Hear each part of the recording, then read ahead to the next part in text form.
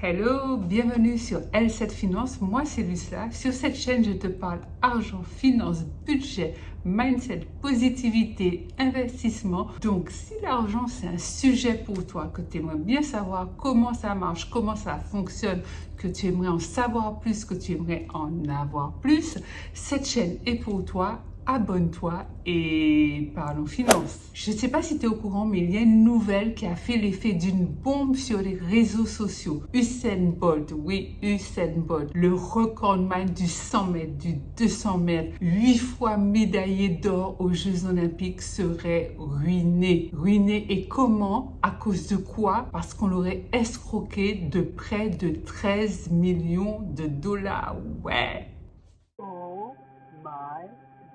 13 millions de dollars, c'est juste astronomique. Il est tout jeune, Usain Bolt. Il est retraité depuis 10 ans à peu près, mais il est encore jeune, il n'a pas encore 40 ans. Je crois qu'il doit avoir quelque chose comme 35, 38 ans. Lui qui est surnommé l'éclair, la foudre, The Flash, il aurait perdu toute sa fortune. La nouvelle fait couler beaucoup d'encre parce qu'on se demande comment ça a pu se passer. En réalité, on commence à avoir les premières informations. Il a été victime d'une vaste escroquerie. Et ensemble, nous allons voir pourquoi, nous allons voir comment, et nous allons voir surtout, parce que c'est le principe de cette chaîne, comment te prémunir afin que ça ne t'arrive pas. Parce que oui, ça peut arriver à tout le monde, y compris à toi. Il a affirmé que les 13 millions de dollars qui ont été délestés étaient le fruit de sa retraite, c'est-à-dire l'argent durement gagné à travers le sport durant les années où il a pratiqué, qu'il avait mis de côté dans une société qui s'appelle SSL, qui était chargée de gérer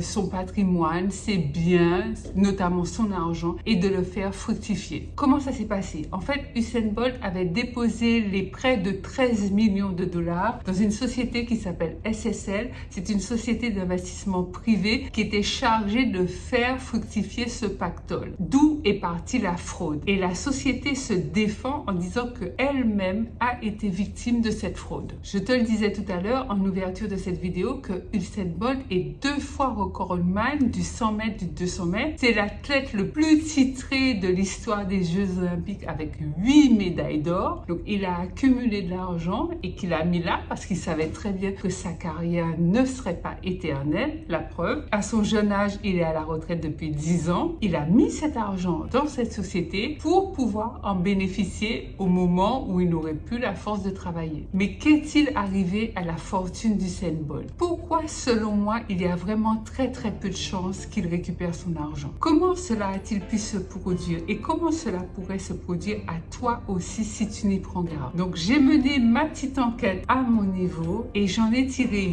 8 conseils qui, selon moi, je dis bien que ça n'engage que moi parce que je ne suis pas conseiller financière, je ne suis pas gestionnaire de patrimoine, j'ai juste porté une analyse sur cette affaire qui fait la une de tous les médias en tirant des conclusions et en les partageant avec toi. Et ces 8 conclusions, selon moi, c'est sûrement des manquements que Usain Bolt a eu vis-à-vis de son propre argent qui a conduit à la vaste escroquerie. Toi aussi, tu peux mettre en application ces 8 conseils que je vais partager avec toi pour faire en sorte que cela ne t'arrive pas. Tu pourrais me dire, mais oui, mais Lucla, moi je n'ai pas la fortune d'Usain Bolt, je ne peux pas être victime d'escroquerie, je ne peux pas être victime de fraude, on ne peut pas me voler mon argent. Bien sûr que oui. Nous sommes dans une période économiquement incertaine où certaines personnes vont chercher par la manipulation, le vol, l'escroquerie, la fraude à s'accaparer l'argent et les biens d'autrui. Ça peut arriver à tout le monde. Tu as l'histoire qui est également d'actualité de Marc Blatta où il y a un nombre incalculable de personnes qui ont porté plainte contre lui. Marc Blatta, si tu ne le connais pas, c'est un influenceur qui vit à Dubaï. Il a 4 millions et quelques d'abonnés sur son compte Instagram et il promotionnait des investissements. Mais le truc, c'est que les personnes qui le suivaient ont investi dans les fonds d'investissement dont il faisait la promotion. Et ces gens se sont retrouvés plumés. Ces personnes ont monté une coalition, ont porté plainte collectivement. Il est à Dubaï, donc je ne suis pas sûre qu'on puisse faire grand-chose contre lui, à moins qu'il n'ait des biens en France. Mais simplement, je veux te dire que dans ces personnes qui ont porté plainte contre lui parce qu'elles ont perdu de l'argent, il y a des gens qui ont perdu 1500 euros. Que représente 1500 euros d'une personne lambda à côté des 13 millions de dollars d'Usain Bolt? Je veux dire, il y a un super gros décalage, mais je veux dire, la personne qui a perdu 1500 euros, elle n'est pas plus heureuse que Usain Bolt d'avoir perdu ses 1500 euros parce que ça ne représente que 1500 euros. À partir du moment où c'est ton argent, tu l'as durement gagné, tu l'as économisé, tu as travaillé pour l'avoir, mais tu n'as pas envie qu'on te le vole, même 50 centimes, même 10 centimes. Je te parle de l'affaire de Marc Blattall pour te dire que ça peut arriver à tout le monde et à tous les niveaux. Et pour moi, 13 millions d'euros, 7 millions d'euros, 1 million d'euros, 10 000 euros, 5 000 euros, 1000 euros, 500 euros, à partir du moment où c'est ton argent, on n'a pas à te le voler, on n'a pas à t'escroquer.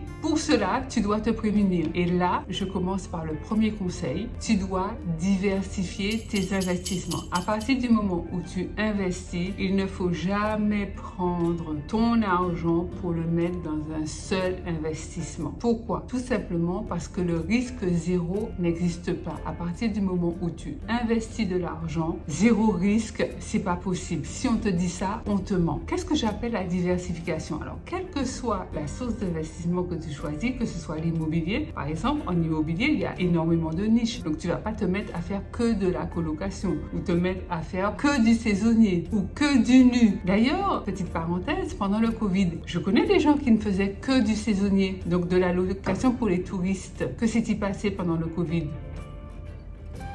Zéro location et le crédit continue de courir. Donc quand tu diversifies, tu as choisi l'immobilier, soit tu diversifies, donc tu as des biens en nu, tu as des biens meublés, tu as des locaux commerciaux, tu as de la colocation, tu diversifies petit à petit. Tu fais pas tout en même temps évidemment, parce qu'on va me dire ouais mais juste là, quand tu achètes un bien, deux biens, non. À partir du moment, si tu as un ou deux biens, très bien. Si tu veux t'en contenter, c'est très bien. À partir du moment où tu décides de devenir investisseur ou investisseuse immobilière, il faut absolument te diversifier. Pareil pour la bourse, tu vas pas mettre tout ton argent en bourse en achetant tel type d'action d'une seule entreprise. Ça n'a pas de sens. Tu achètes par exemple des actions de sociétés spécialisées dans les énergies renouvelables, d'autres dans la concession automobile, d'autres dans le luxe, d'autres dans le BTP, peu importe. Mais l'idée c'est de diversifier ses investissements. Tu peux également diversifier en ayant plusieurs banques. D'ailleurs, moi, je te conseille d'avoir plusieurs banques. Avoir une seule banque, bon, il suffit que ça tourne mal avec ton banquier et je veux dire, bonjour les problèmes. Non, je te dirai pas combien de banques avoir. Après, c'est en fonction de ce que tu veux, de tes objectifs financiers. Pour ma part, j'ai 7 banques différentes parce que ça te permet d'avoir une meilleure vision sur tous tes investissements.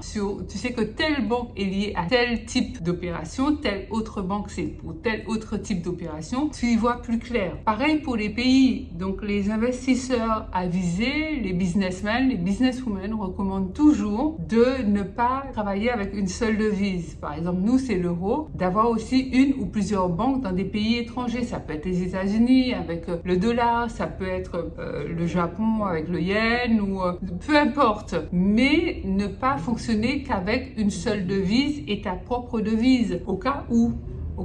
Si tu veux, c'est des projections peut-être un peu scénario catastrophe où ta devise se casserait complètement la figure et ne vaudrait plus rien. Comme ça a failli se passer en Grèce, si tu t'en rappelles, et puis plus récemment en Espagne aussi. Heureusement, l'Europe, l'Europe c'est l'Europe. Donc ils se sont tous alignés pour pouvoir éviter la banqueroute de l'Espagne. Mais on le voit actuellement, c'est le cas au Liban. C'est-à-dire que les gens ne peuvent plus retirer leur argent à la banque. Je te dis pas ça pour te faire peur, je te dis pas ça non plus parce que ça va arriver demain en France, non. Je dis que c'est des choses qui sont probables. Ça peut arriver. On n'est jamais à l'abri. Il faut pas dire que non, ça n'arrive pas jamais en France, ça n'arrive pas jamais en Europe, nous sommes à l'abri, la France est un pays qui est fort, c'est une puissance économique mondiale. Ça s'est passé également il y a quelques années en arrière en Argentine. L'Argentine, c'est quand même pas, tu vois ce que je veux dire. Donc ça peut arriver. Donc l'idée, c'est qu'arriver à un certain niveau de revenus, de diversifier aussi au niveau des devises. Après, pour en revenir au cas Usain Bolt, il a dit, ou il aurait dit, que les 13 millions de dollars correspondraient à sa retraite. Est-ce que c'est vrai? Moi, je ne pense pas, parce que quand on a eu autant de titres, autant de médailles, autant de records du monde, quand on a eu autant de partenariats, on a eu des sponsorships, des partnerships, on a eu des chaussures faites avec Nice ou Adidas, je ne sais même plus quelle marque de chaussures le sponsorisait, un peu comme Michael Jordan avec Nike. On peut pas avoir que 12 millions de dollars. Tu vas me dire, bon, 12 millions, 13 millions, c'est énorme. Oui, c'est énorme. Mais pour Usain Bolt, je pense que c'est une partie de sa fortune. Maintenant, ça ne veut pas dire que ceci justifie cela. C'est pas parce que ce n'est qu'une fraction. Ça, c'est mon avis. Je pense que c'est une fraction de sa fortune qu'il avait placée là. Ça ne veut pas dire que il n'est pas dégoûté d'avoir perdu cet argent. Il doit être bien dégoûté parce que c'est énormément d'argent. Deuxième manière de protéger ton argent contre la fraude et l'escroquerie, c'est de faire tes propres recherches. C'est-à-dire que lorsque on te parle de quelque chose ou lorsque tu as une information, toujours la vérifier à la source. Pourquoi je te dis ça? C'est parce que SSL, en fait, c'est pas une banque privée, hein, mais c'est une entreprise privée spécialisée dans la gestion des grosses fortunes, on va dire. Mais en fait, cette entreprise-là, il suffit d'aller sur Internet et on voit qu'elle est super endettée. C'est-à-dire qu'elle a plus de passifs que d'actifs au sein de son entreprise. Donc, lorsque tu mets tes fonds, 1000 euros, 2000 euros, 10 000 euros, 13 millions d'euros dans une telle boîte, mais si elle n'a pas d'actifs, en cas de problème, elle te rembourse comment? Parce qu'elle est déjà endettée en réalité. Donc, elle gère ton argent en étant endettée. Est-ce qu'elle sait gérer l'argent finalement? Sinon, elle serait pas plus endettée que solvable. Et si toutefois elle doit te rembourser, elle te rembourse à partir de quoi? Puisque l'entreprise n'a que des dettes, pour ainsi dire. Troisième manière de protéger ton argent contre la fraude et l'escroquerie, c'est de faire en sorte de ne pas écouter tous les experts de manière systématique. Qu'ils soient conseillers financiers, banquiers, gestionnaires en patrimoine,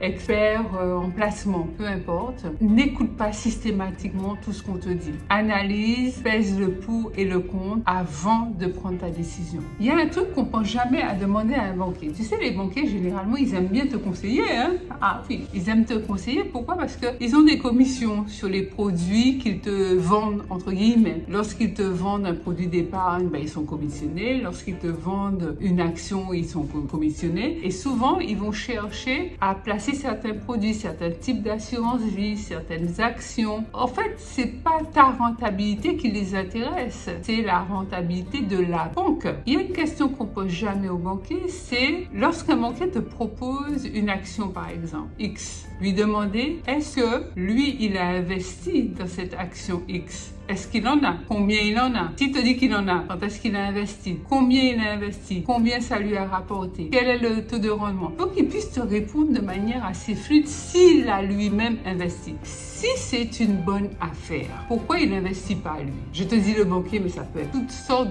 d'autres domaines spécialisés dans les finances. Hein. Si moi je te dis que l'immobilier est rentable, tu es légitimement en droit de me demander, Lucia, est-ce que tu investis dans l'immobilier? Je te dirai oui. Tu es également en droit de me demander jusqu'à présent dans quel type d'investissement locatif as-tu mis ton argent? Je te réponds, je te donne les dates, je te donne les chiffres, je te dis que telle niche est plus rentable que telle autre niche, mais tu verras forcément, je peux même te montrer certains documents, tu verras que c'est vrai. On ne demande pas ça à un banquier, pourquoi? Pourquoi on ne demande pas ça? Il te propose des actions, il te propose des obligations, il te propose des fonds communs de placement, il te propose des assurances et tu lui demandes pas si lui il en a souscrit. C'est bizarre. Autre chose à ne jamais faire, c'est donner des autorisations, des délégations de signature à des personnes, des tiers, pour faire des choix d'investissement à ta place, pour faire des arbitrages à ta place. Je vais te dire quelque chose. Il y a un secret lorsqu'on parle d'argent. Si tu ne t'occupes pas de ton argent, il fuira loin de toi. Pourquoi? Parce que personne ne s'occupera de ton argent aussi bien que toi. Ce n'est pas possible.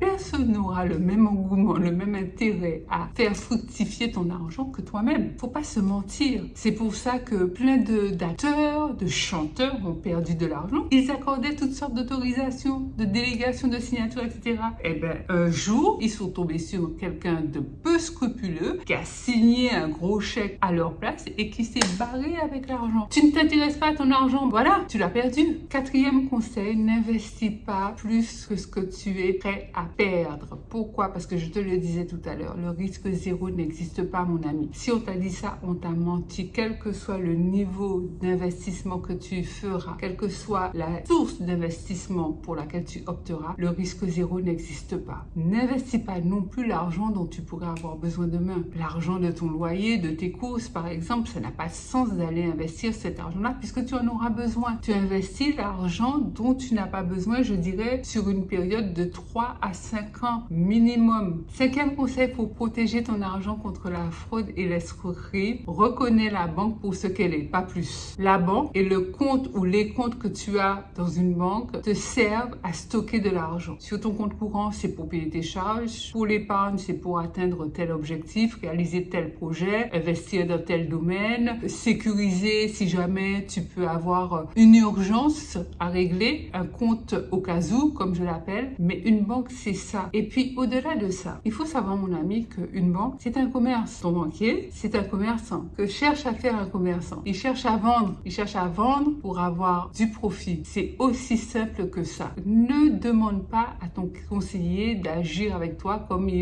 un frère, comme un père, comme une mère. Non, ils sont pas là pour ça. Ils sont là pour faire du fric, c'est tout. Sixième manière de protéger ton argent contre la fraude et l'escroquerie, c'est de mettre en place toutes les vérifications, les codes, les signatures électroniques, les adresses email de récupération, les questions secrètes, tout ce que tu peux mettre en place pour vérifier, revérifier, multivérifier s'il le faut, que c'est bien toi qui es à l'origine de la transaction.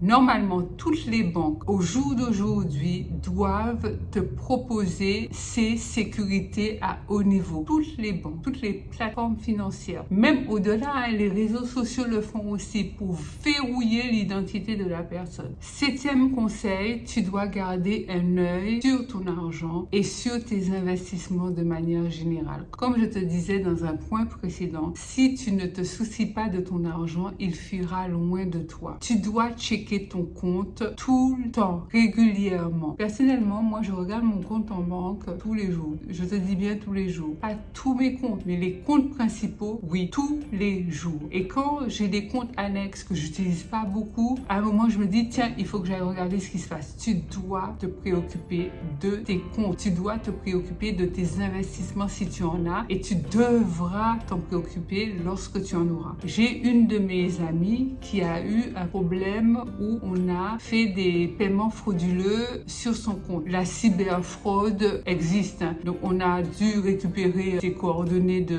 carte bleue et il y a des achats qui ont été faits dans des pays étrangers, etc. Elle s'en est aperçue combien de temps après, à ton avis? Dis-moi dans les commentaires si tu as une idée. Combien de temps après elle s'en est aperçue? Elle s'en est aperçue 8 mois après.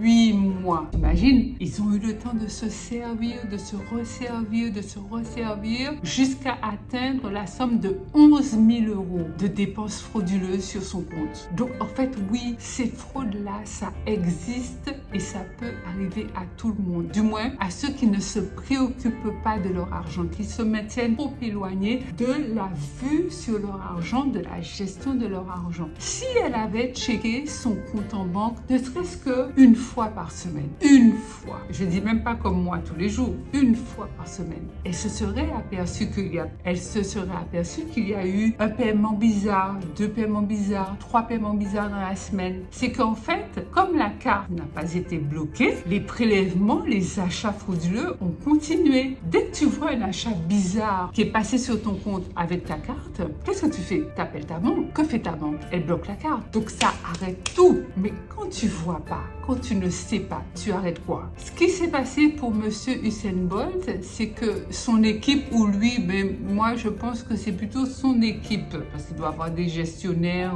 de finances, a checké le compte à la SSL en octobre 2022.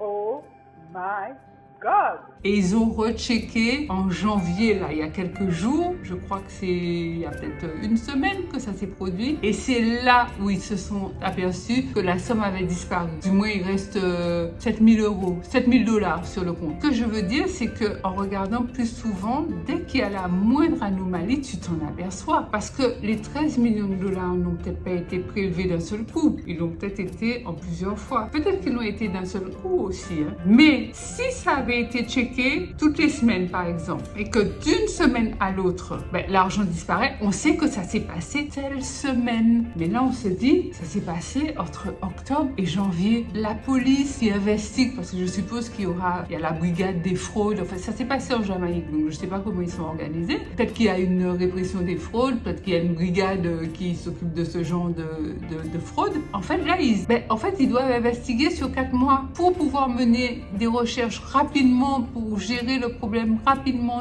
peut-être cerner les complicités internes, externes ou que sais-je. Mais si tu le fais sur une semaine, c'est quand même plus précis que si tu le fais sur 4 mois, ça permet d'aller plus vite. 8e manière de protéger ton argent contre la fraude et l'escroquerie, c'est de faire attention à qui tu suis, qui tu écoutes, notamment sur les réseaux sociaux. Je te l'ai dit lors d'une vidéo, il y a des propositions alléchantes qui circulent sur le net. Lorsque ça te paraît trop alléchant, lorsque le taux de rendement est très élevé, méfie-toi. Lorsque le délai pour récupérer ton argent est super court par rapport à la somme investie, méfie-toi. Voilà, selon moi, les 8 manières que Usain Bolt aurait peut-être pu préserver son argent. Encore une fois, je te dis, c'est ma petite analyse de mon côté par rapport aux éléments dont je dispose et je t'invite vraiment, parce que là, nous sommes sur cette chaîne pour apprendre, je t'invite à les mettre en place de ton côté. Au vu de tout ça, moi je dirais qu'il ne récupérera pas ses sous. Mais non, comme on dit si bien, laissons la police mener son enquête. Si j'ai d'autres informations, je ne manquerai pas de revenir vers toi pour te tenir informé. En attendant, dis-moi en commentaire ce que tu as pensé de cette affaire. Est-ce que tu penses que ça pourrait t'arriver à toi aussi? Et dis-moi également quels conseils tu es prête à appliquer pour protéger et sécuriser ton argent. Pense à liker cette vidéo, à la partager massivement autour de toi parce que franchement, ce genre de vidéo, je crois qu'on n'en trouve pas beaucoup en francophonie et elle pourrait aider plusieurs personnes. Donc vas-y, partage à tous les membres de ta famille et tous tes amis, tes connaissances. Je te dis à tout de suite sur Instagram. Tu peux m'y retrouver sur ma page Lucela Léon Félix Coaching. Sinon, à mercredi et samedi pour une nouvelle vidéo ici sur YouTube sur la chaîne. Pense à t'abonner pour poursuivre de nouvelles aventures financières.